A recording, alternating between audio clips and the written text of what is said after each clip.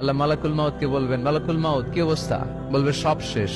মাইয়াব্বা, কে বাকি? মালাকুল মাউত বলবে জিনেরা বাকি, যাদেরকে দেখা যায় না। আল্লাহ বলবেন জিনদেরকেও শেষ করে ফেলো, রুহু কবজ করো। মালাকুল মাউত আজরাইল জিনদের রুহু কবজ করবে। আল্লাহ এবার জিজ্ঞেস করবে, ইয়া মালাকাল মাউত আখবিরনি মাইয়াব্বা, এবার বলো আর কে বাকি? মালাকুল মাউত বলবে, আল্লাহ মানুষগুলো সব শেষ, জিনগুলাও শেষ, এবার বাকি ইবলিস শয়তান। কে বাকি?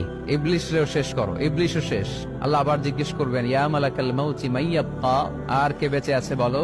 মালাকুল মাউত বলবে, আল্লাহ আপনার কথা অনুযায়ী পৃথিবীর সব মানুষের রুহু কবজ করলাম, সব জিনদের রুহু কবজ করলাম, ইবলিসের রুহু কবজ করলাম, এখন আছে শুধু ফেরেশতা। আছে কারা? যাও ফেরেশতাদের রুহু কবজ করো। ফেরেশতাদের রুহু কবজ হয়ে যাবে। এবার আল্লাহ জিজ্ঞেস করবেন, ইয়া মালাকাল মাউত আখবিরনি মাইয়াব্বা। মালাকুল মাউত বলবে, আল্লাহ আপনার কথা মতো ধরে ধরে সব শেষ, ফেরেশতাও শেষ, 4 জন ছাড়া। কয়জন ছাড়া? জোরে বলেন, কয়জন ছাড়া? ইসরাফিল, জিব্রাইল, মিকাইল, আজরাইল। আল্লাহ এই 4 জন আমরা বাকি। আল্লাহ বলবে, যাও ইযহাব ইনতালিক ইলা জিবরিল ওয়াকবাদ রূহা, জিব্রাইলের রুহু কবজ করো। ইযহাব ইলা ইসরাফিল ওয়াকবাদ রূহা, ইসরাফিলের রুহু কবজ করো। ইযহাব ইলা মিকাইল ওয়াকবাদ রূহা, রুহু কবজ করো। ওই 3 ফেরেশতাও শেষ। এবার আল্লাহ তাআলা জিজ্ঞেস করবেন, ইয়া মালাকাল মাউত আখবিরনি মাইয়াব্বা, হে মালাকুল মাউত আর কে বাকি আছে বলো? মালাকুল মাউত বলবে, আল্লাহ আপনার কথা মতো মানুষগুলো শেষ, জিনগুলো শেষ, ইবলিস শেষ, আমার বাকি 3 ভাই ইসরাফিল, মিকাইল, জিব্রাইলও শেষ, শুধু আমি, শুধু আমি। আল্লাহ বলবেন, কেউ নাই? মালাকুল মাউত বলবে, না আল্লাহ কেউ নাই। এবার আল্লাহ তাআলা বলবেন, মালাকুল মাউত তুমি তো সবাই রে মারছো, এবার তুমি মরো, এবার তুমি মরো, তুমি মরো। শোনার সাথে সাথে মালাকুল মাউতের কাঁপুনি ছুটে যাবে, খিচুনি এসে যাবে ভয়ে। আল্লাহ বলবেন, কাঁপুনি দিয়ে তো লাভ নাই, কারণ কুল্লু নাফসিন যায়িকাতুল। রব্বুল আলামিন বলবেন, মালাকুল মাউত কেঁদো না, এটাই দুনিয়ার বিধান, আমি আল্লাহর দেয়া বিধান, এটাই, জন্মালেই মরতে হয়। যাও জান্নাত জাহান্নামের মাঝখানে একটা জায়গা আছে, জায়গাটার নাম হলো আরাফ। এই আরাফের মধ্যখানে যে দাঁড়া, ওখানে যে মালাকুল মাউত কাঁপতে থাকবে।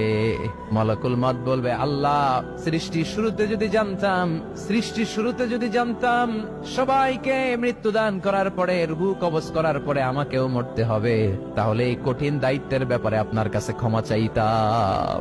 আজকে আমারও যে ভাগ্য বরণ করে নিতে হবে সৃষ্টির শুরুতে, আমি এটা কল্পনাই করতে পারি নাই। আল্লাহ বলবেন, নো টক, মুত ইয়া মালাকাল মাউত, মর, মরে যা, মুত, মরে যাও।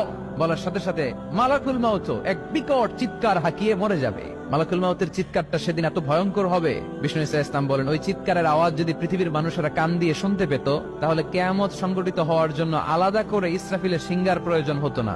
ওই চিৎকারের আওয়াজে প্রতিটা মানুষ কানের পর্দা ফেটে ওই জায়গায় লাশ হয়ে পড়ে যেত। এবার ডানে বায়ে সামনে পেছনে উপরে নিচে কেউ নাই, একজন ছাড়া। জোরে বলতে হবে, তিনি কে? আল্লাহ তখন পৃথিবীকে একটা ডাক দিবেন, বলবেন, ইয়া দুনিয়া আইনা আনহারুকি, এই পৃথিবী তোর নদীগুলো কোথায়? ইয়া দুনিয়া আইনা আশজারুকি, এই পৃথিবী তোর গাছগুলো কোথায়? বটতলা। ইয়া দুনিয়া আইনাল জিবাল, তোর বড় বড় মাউন্ট এভারেস্ট পাহাড়, আলাস্কা পর্বতমালা, আলপস পর্বতমালা, এগুলো কোথায়? তুর পাহাড় আজকে কোথায়? ইয়া দুনিয়া আইনাল মুলুক, রাজা বাদশারা কোথায়, যারা ক্ষমতার দাপটে পা জমিনে ফেলতে চাইতো না? আইনাল জাবাবেরা, অত্যাচারী স্বৈর শাসকগুলো আজকে কোথায়? কোথায় আজকে? কোনো আওয়াজ নাই। আল্লাহ তখন হুঙ্কার দিয়ে বলবেন, লিমানিল মুলকুল ইয়াউম, who belongs the kingdom today. আল্লাহ চিৎকার দিয়ে বলবেন, আজকে ক্ষমতা কার? আওয়াজ করে বলেন, সেদিন ক্ষমতা কার? আল্লাহ সেদিন প্রশ্ন করে নিজেই নিজের প্রশ্নের উত্তর দিবেন, লিমানিল মুলকুল ইয়াউমা লিল্লাহিল ওয়াহিদিল কাহ্হার।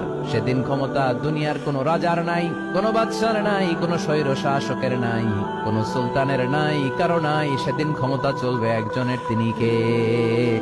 তার নাম হচ্ছে রহমান। তার নাম কি? আরো জোরে বলেন, কি নাম? এজন্য রহমান কারে বলে আজকে চিনতে পারছেন? তার দয়ার শেষ আছে? তার ক্ষমতার কোন কুল কিনারা আছে? তার ধন ভান্ডারে কোনো কমতি আছে? এজন্য লা বিশাইইন মিন নিআমিকা রাব্বানা নুকাযযিবু ফালাকাল হামদ, we don't deny any of your mercy and blessings, all praises to you। আল্লাহ তোমার কোন নিয়ামতকে আমরা অস্বীকার করি না। আল্লাহ প্রথমে ধমক দিয়ে বলছেন, এই মানব জাতি আর জিন জাতি, আমার কোন নিয়ামতকে অস্বীকার করবি? আমরা বলি কোনটাই অস্বীকার করি না। সকল প্রশংসার মালিক একজন, তিনি কে?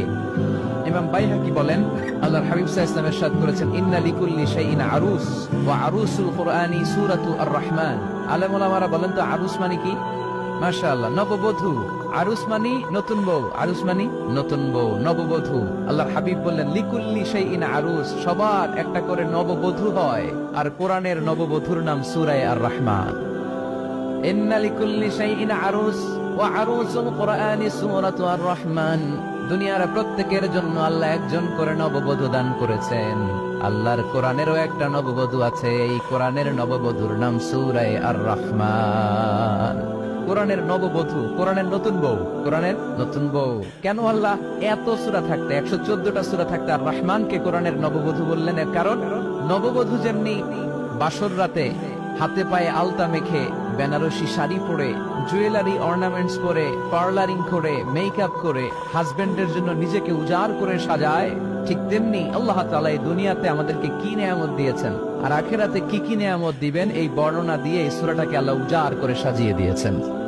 এজন্য এই সূরার নাম হচ্ছে আরুস আল কোরআন। কোরআনের নববধূ, সবকিছুর নববধূ আছে। আর কোরআনের নববধূর নাম সবাই বলেন আর রহমান।